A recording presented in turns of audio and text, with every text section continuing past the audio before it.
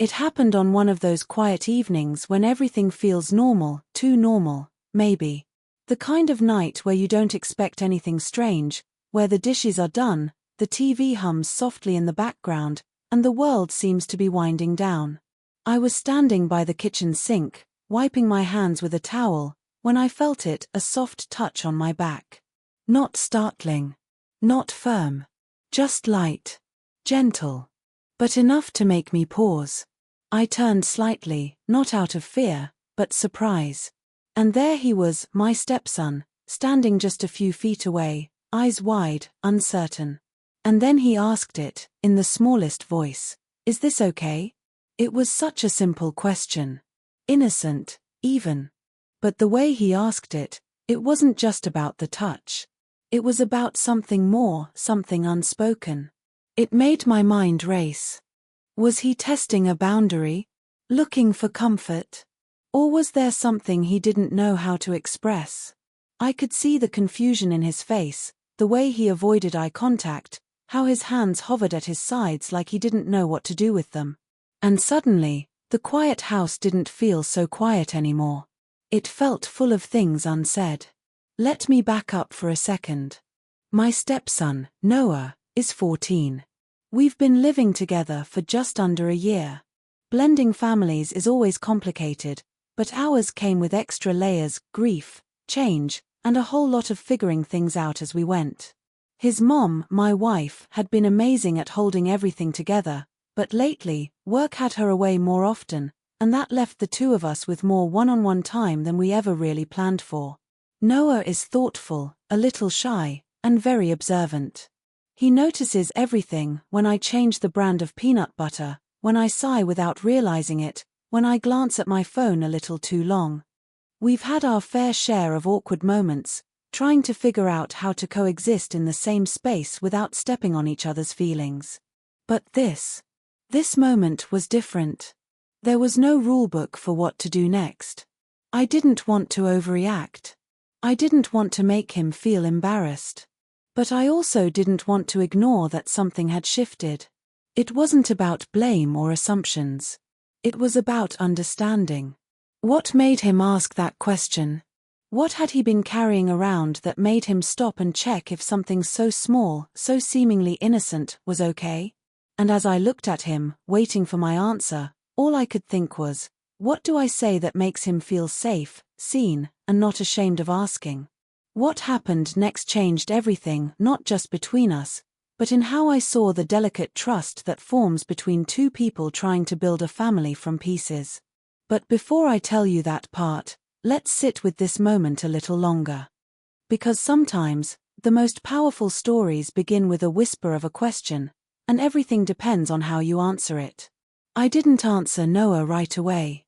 My brain was racing too fast to form the right words. I think I just gave him a small smile, half reassuring, half confused, and said something like, "Yeah, it's okay." But it didn't feel okay. Not because of what he did, but because of the way he asked. That question kept echoing in my head, "Is this okay?" It wasn't a question you'd expect from a teenager who just brushed past you. It had weight. Like he needed permission for something deeper. And the way he looked at me, waiting, almost holding his breath, made my stomach turn. The rest of the evening passed in a blur. He disappeared into his room. I stayed in the kitchen, wiping down a clean counter that didn't need it. I couldn't shake the feeling that something was off.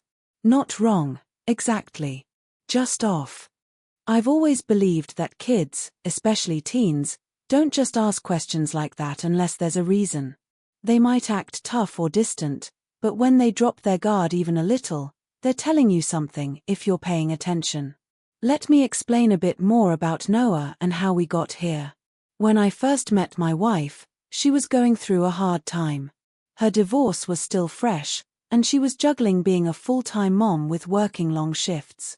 Noah was polite but quiet the first time I met him. He'd sit at the edge of the room, playing with his hands, always watching, always listening.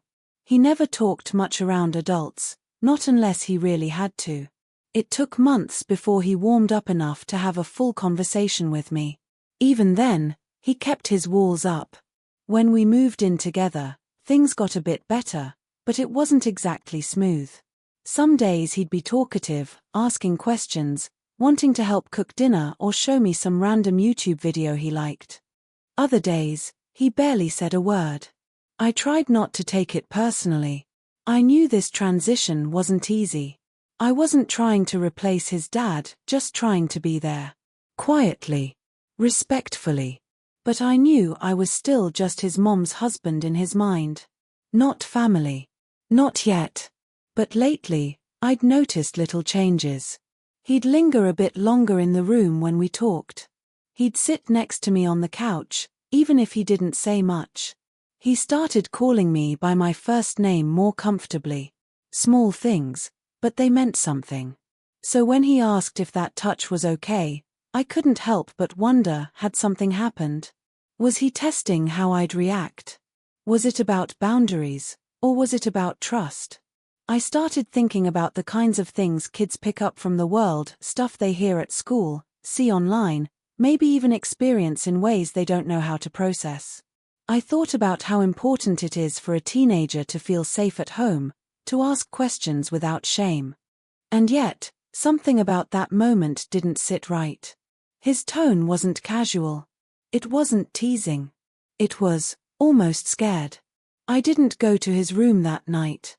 I figured pushing it might make him shut down more. But I didn't sleep either. I kept replaying it all in my head, what he did, how he said it, the look on his face. I knew I needed to understand more. Not just about what happened in that moment, but about everything leading up to it.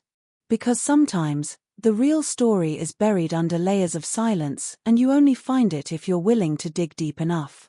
And what I found next, well, it made me question everything I thought I knew about Noah. The next morning started like any other.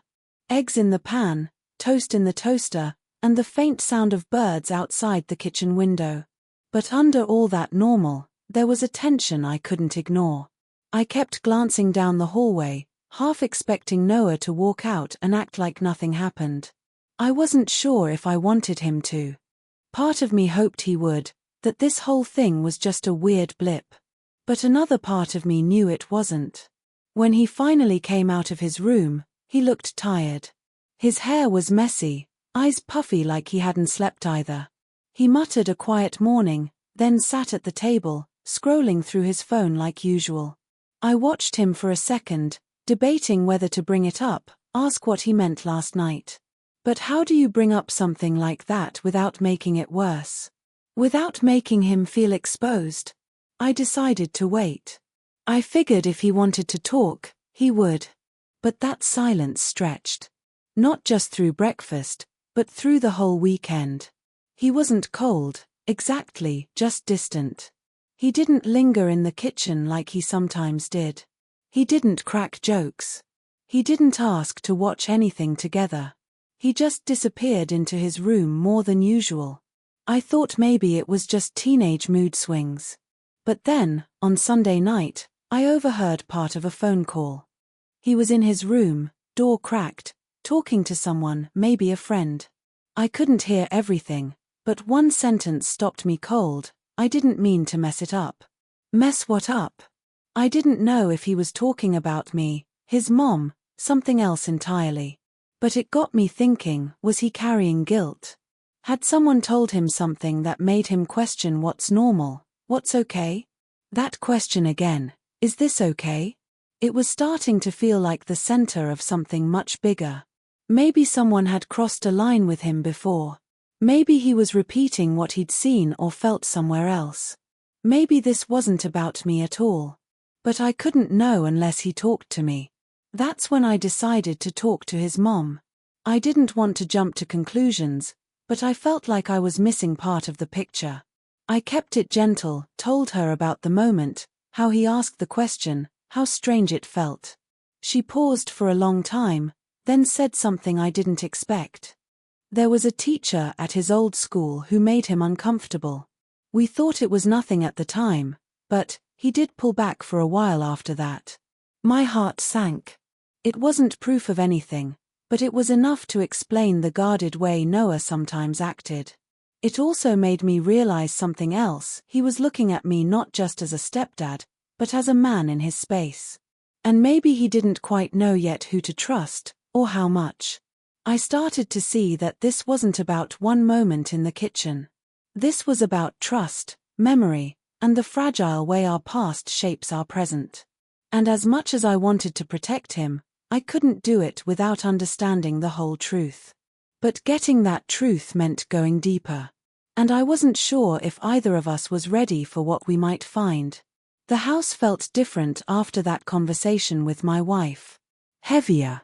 Like there was something in the air we weren't saying out loud, but it was everywhere.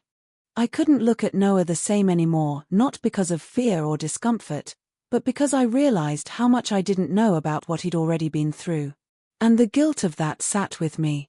I'd been trying to be a calm, steady presence in his life, but maybe what he really needed was someone willing to ask the hard questions, even if the answers were messy. That night, I stood outside his bedroom door for a long time before knocking. I could hear him inside, tapping away on his game controller. I thought about turning around, waiting for a better time. But I also knew there might not be a better time. So I knocked. He said, "Yeah," like he always did, flat, guarded. I opened the door just a little, leaned against the frame. "Hey," I said, keeping my voice light. "Can we talk?" He paused the game, looked up at me. "About what?" I stepped in slowly. "About the other night. When you asked if that touch was okay." He froze. His body went still, hands tight around the controller. "I don't know. It was dumb. Forget it." "Noah," I said gently, "I'm not mad. I just want to understand." His eyes flicked toward the TV, then back to me. "I thought maybe I did something wrong," he mumbled. "I didn't mean to make it weird." "You didn't make anything weird," I said, taking a seat on the edge of his bed. "But I need to know, why did you ask that? Has something like that happened before? With someone else?" That's when something shifted in his face. His jaw clenched, and for a second, I thought he might shut down completely. But then, quietly, he said, "Back at my old school, there was this coach. He always touched people's backs. Like that. Said it was nothing, but it didn't feel right. Everyone just laughed it off, but he'd only do it when no one was really looking." I didn't interrupt. I just let him keep going. I never told anyone. Not even Mom. I thought maybe I imagined it. But now, sometimes when someone touches me like that, even if it's normal, my brain just reacts. He looked down at his hands, like he was ashamed of even saying it. I felt a lump in my throat. Everything suddenly made sense, the distance, the question, the tension in his shoulders. He wasn't confused about me, he was trying to separate the past from the present, to figure out what was safe and what wasn't. And in that moment, I realized how carefully he was watching every move I made. Not because he didn't trust me, but because he didn't fully trust himself to understand what was okay anymore. But before I could respond, something happened. The front door slammed. Noah's eyes widened. He looked toward the hallway, his body tense again. "She's not supposed to be home yet," he whispered. And just like that, the energy in the room changed again. Because the only other person with a key was someone we hadn't talked about in a long time, Noah's biological father. And he wasn't supposed to be here. Noah and I sat frozen for a second, both listening to the heavy thud of footsteps moving through the front hallway. My heart started to pound, but not just from the surprise. Something in Noah's face told me this wasn't just unexpected. It was unwelcome. He looked pale, lips pressed tight, eyes locked on the door like he was bracing for something. I stood up slowly. "Stay here," I whispered. But he shook his head almost immediately. "No," he said, voice shaky. "I don't want to be alone."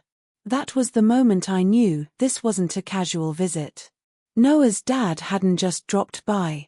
His presence carried something heavier, something that made my stepson shrink into himself. And suddenly, The story I thought I was into, the one about understanding, trust, and healing, took a sharp turn. I walked toward the front of the house with Noah right behind me. And there he was, standing in the living room like he owned the place. Jason. Tall, smug, wearing that same old leather jacket he always wore in photos, like time hadn't moved for him. He gave me a half smile, like we were old friends meeting for coffee instead of two men who'd barely spoken in the last year. "Hey," he said casually, like he belonged there. Didn't mean to startle anyone. Thought I'd stop by and see my kid. "You're not supposed to be here," I said, keeping my voice calm but firm.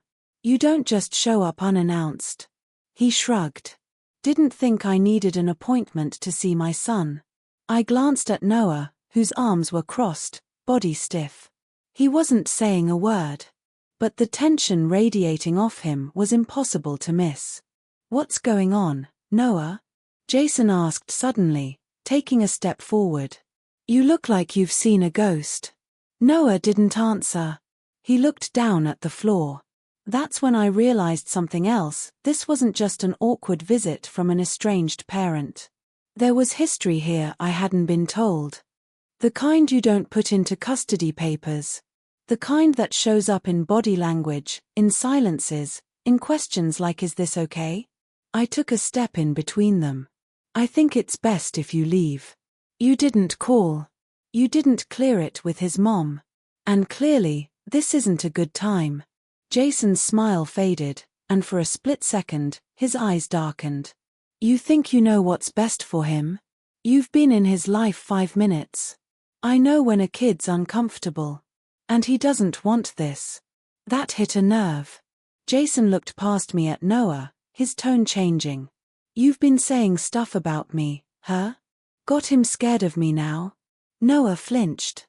And in that moment, I knew whatever this man was hiding, whatever past he thought he'd buried, it was closer to the surface than he realized. And now, it wasn't just about helping Noah understand what was okay. It was about protecting him from someone who once had power over him, and maybe still believed he did. And before either of us could respond, Jason said something that turned everything upside down. "You want to talk about what's okay," he said, stepping closer. "Ask him about that camp 2 summers ago. Ask him what he remembers." Noah's face went white. And just like that, everything I thought I understood cracked wide open. Noah's whole body tensed. He didn't speak. He didn't move. But I saw it in his eyes. That phrase "camp 2 summers ago" hit like a punch. I turned to him, gently placing my hand on his arm. "Noah," I said softly, "whatever it is, you can say it. You're safe here." Jason scoffed behind me. "He's making a big deal out of nothing. You people always twist stuff." But I ignored him. My eyes stayed on Noah. Did something happen there? He hesitated, then gave the smallest nod. That was all I needed. I turned to Jason, my voice low but firm. "You need to leave. Right now." Jason laughed, but it was nervous now. "What, you think I did something?" I wasn't even there. I felt the air shift again. Something didn't add up. Jason wasn't denying something had happened, he was distancing himself. That camp. That summer. And then it clicked. "You sent him," I said slowly. "You sent him to that camp." Jason's mouth tightened. "And you knew something happened." The room went quiet. Noah's breathing was shallow. His hands were shaking. Jason stepped back, his tone suddenly colder. I didn't think he remembered. That was it. The confirmation. Not just that something had happened, but that Jason had been hoping it would stay buried. Maybe it wasn't his hands, but it was his choice. His neglect. His silence. He'd known what happened, or had reason to believe, and still did nothing. He let his son carry that weight alone. I pulled out my phone. "You're going to leave, or I'm calling the police." Jason looked at me, then at Noah. He knew it was over. He backed out the door without another word, the slam behind him sharp and final. Noah sat down slowly, eyes still dazed. I sat beside him. "It's over," I said. "He won't hurt you again. And I'm here. I'm not going anywhere." Noah looked at me, his voice barely above a whisper. He said, "He told me if I ever said anything, nobody would believe me." "You don't have to carry that anymore," I said. "I believe you." We sat in silence. Heavy, but clean. Like the air had cleared after a storm. And just when I thought it was finally ending, Noah looked up and said, "There's one more thing. I wasn't the only one at that camp." And I realized, the story wasn't over. It was just beginning. I sat with Noah for a long time after that. He didn't say much, and I didn't push him to. Some things take time. But when he finally spoke again, it was different. His voice was steadier. He told me about another boy from that camp, someone quiet, someone who had disappeared halfway through the session. He never really thought about it until now. "I think something happened to him, too," Noah said, eyes fixed on the floor. "But he never came back. Nobody talked about it. It was heartbreaking, but it also showed me something else. Noah wasn't just remembering. He was starting to process. To understand that what happened to him wasn't his fault. And that maybe, just maybe, speaking up could help someone else, too." Over the next few days, we told his mom everything. It wasn't easy, especially for her. There were tears, anger, regret. But mostly, there was support. We made some calls, reported what we knew about the camp, and found a counselor Noah could trust, someone trained to help kids work through trauma. He didn't resist. That alone told me how ready he was to start healing. The house slowly settled back into a rhythm, though things weren't the same. They were quieter, more careful. But also stronger. Noah started spending more time outside his room, joining us for dinner, talking more. We even laughed a few times. And one evening, when we were watching a movie, he nudged me lightly and said, "Hey, this okay?" It was a callback, and this time, there was a small smile behind it. I nodded. "Yeah. This is more than okay." He leaned back, relaxed for the first time in weeks. The unspoken tension that used to hang in the air was lifting. It wasn't gone, but it wasn't in control anymore. What happened to Noah was something no one ever should experience. But his strength to face it, to speak about it, and to let others help, that's what turned this story into something more than just painful. It became a story about trust. About showing up. About choosing to stay when things get hard. And maybe most importantly, it became a reminder that sometimes the quietest questions, like "Is this okay?" carry the loudest truths. And they deserve to be heard. That was the day I stopped just being his stepdad. I became someone he knew would always have his back.